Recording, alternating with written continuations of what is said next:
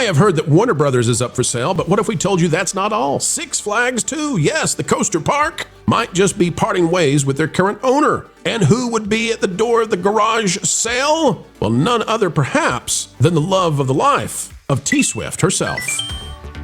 Hello, ladies and gentlemen. Welcome back. It's a fun day. It's a happy day. Hip, hip, hooray for all the news that should be fun. We're here with Vash Sky, Jonas J. Campbell. That Park Place is back in session, ladies and gentlemen. Another fun video of excellence on the way. And Vash, you've got details based on marriage. T-Swift may be like Dolly Parton, but instead of owning Dollywood, T-Swift's going to be owning Six Flags. Six Flags. This is the most bizarre story I think I've ever seen in the theme park space, but hey, you know what?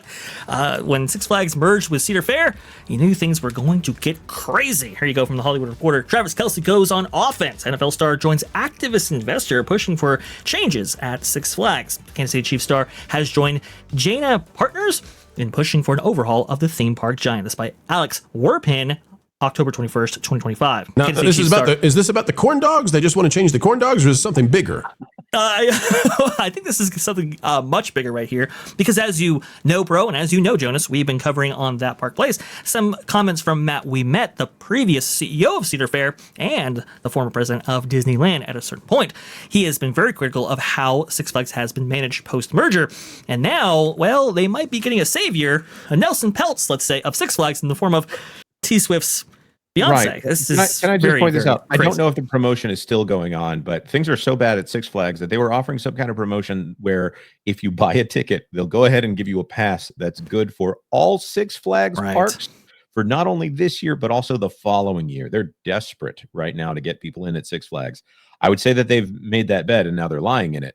But this is a company that is in desperate need of some kind of revitalization. Absolutely, 100%, and we have the details here. Jana disclosed that it now holds approximately 9%. That's Jana with Travis Kelce here of Six Flags alongside Kelce, former Gap CEO Glenn Murphy, and tech executive and former JD Power CEO Dave Haberger. The firm says that it plans to, quote, to engage with the company's board of directors and management regarding opportunities to enhance shareholder value and improve the guest experience. Now, that doesn't really provide anything in the way of details, but what we do have in the way of details is just how badly Six Flags has been actually operating. As Jonas pointed out right there, we've been seeing huge discounts in order to get people in the door, lock them in for a year and so forth. That's really troubling. We've also seen that they've reduced, I believe, 10% of their employees, including a lot of veteran executive staff and so forth. We've seen all kinds of moves made at the Six Flags chain in order to reduce down, I suppose, the operating expenses related to these parks. Remember, King Dakar was taken down with very unceremoniously. We've now heard that a number of major attractions, including like Superman, for example, at Magic Mountain, will be taken down in order to reduce operating costs. And now we have Travis Kelce, T-Swift's fiance, getting into the mix here in order to try to save this company. You know, I was asked, Pro, about what position, like what is worse right now if you were one or the other? Is it Disney or is it Six Flags? And I think everybody on the panel that we were hosting that live stream with actually said Six Flags, and rightfully so. They are in a tremendous world of hurt. When has Six Flags not been in a tremendous amount of hurt? Like for the last 2 decades, I don't remember a time that I thought, boy, Six Flags is doing swell these days, man. They got it going on. Yeah, there was a moment there where I thought with the Cedar Fair merger that things might be looking up. There's a phrase that there are no mergers of equals here. So when Cedar Fair was taking over Six Flags, we assumed that they would try to drag Six Flags up. It does not appear that is the case. It sounds like it's the opposite. No, you remember that Six Flags, the chain right there, had Salim Basoul at the top of its executive leadership structure, being the CEO there, and then you had Richard Zimmerman, which was the CEO of Cedar Fair. And when that merger actually commenced, it looked like, okay, Richard Zimmerman was going to be the CEO of this combined entity. Salim Basoul going to be, I believe, on the board of directors at that point. Well, now we know that Salim is not only leaving, but Richard Zimmerman is also leaving, and this is why Matt We Met stepped in and said, "Hey, wait a minute, hold on, guys, you have just merged." People have investors signed off on this because they thought they were getting a really great executive leadership structure here to support this whole transition, this merger, and now you're walking away. What's going on right here? I mean, it's just been kind of chaos there, and for the guest experience, it just hasn't been all that great. Like I said, getting rid of King Dakar, a classic coaster that really was a record breaker, now gone.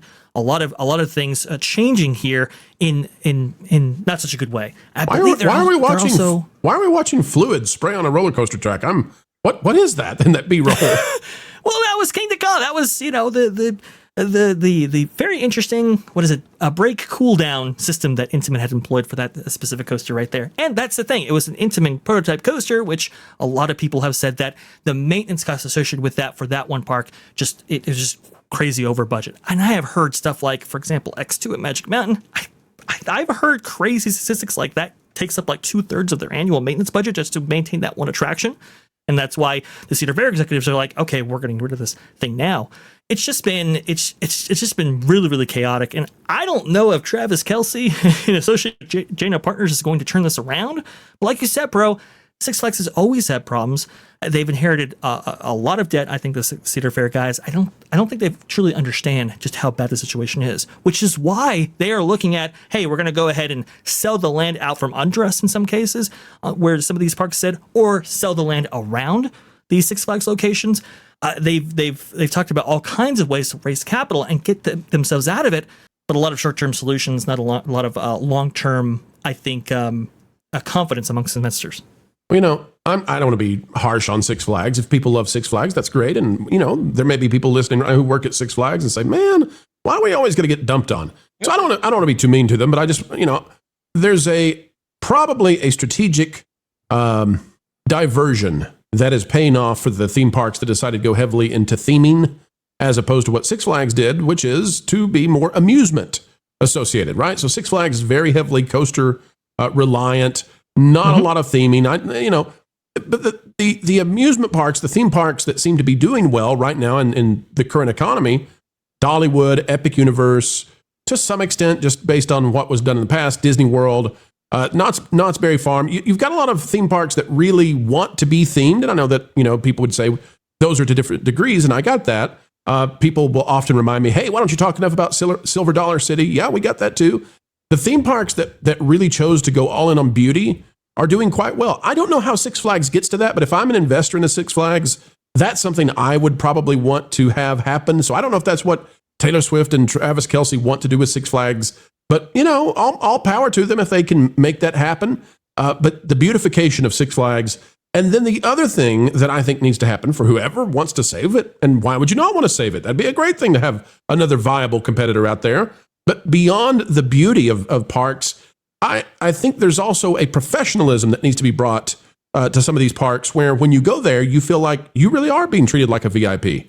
And just to give you an idea of how important that is, look at how Disney got away from that and look at the damage that it's done to Disney when you felt like you were no longer getting that Disney value, the Disney difference, right? Now it's the Dollywood difference.